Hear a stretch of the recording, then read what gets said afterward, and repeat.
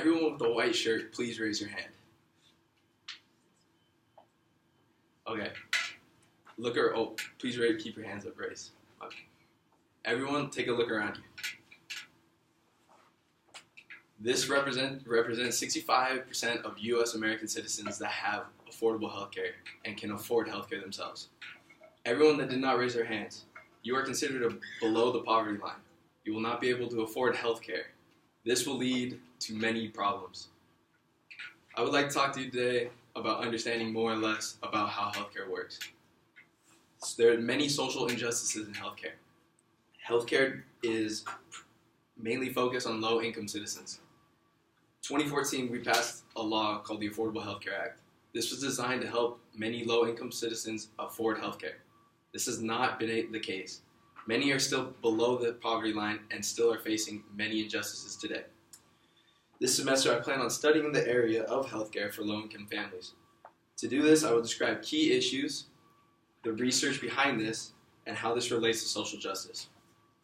To begin, I would first like to talk about the key issues of this topic and how this affects low-income citizens. The first is low-income families still struggle with affordability. Many normal healthcare plans are above $500 in monthly payments. This also contributes to their time away from work. In the Affordable Health Care Act, there states certain points that you have to go to specific doctors that is designed by the companies that afford these benefits under the Affordable Health Care Act. Another is poor service. Many people in low-income families and in low-income areas have certain problems that are treatable, but they do not get the needs behind them. Many don't get x-rays, many don't get MRIs because they cost so much, and the healthcare does not seem to pay for it. And this also leads to a more generalized topic. This allows for many people that have diabetes, things such as diabetes, HIV, AIDS, cancer, all to experience hardships. And this leads to, for example, families cannot afford certain products, so this means that they go out looking for other ways to get it. This takes away from their time at work, which leads to can't afford bills, can't afford this, can't afford that, and that is downhill after that. Second, I'd like to talk about research. My first research topic was done by Wayne Riley, who is currently an MD.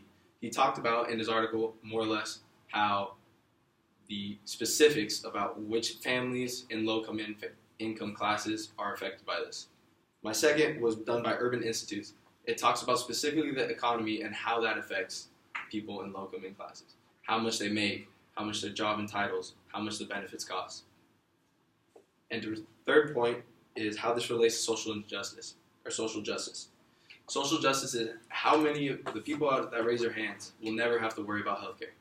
Healthcare will always be there for them, providing good support for them.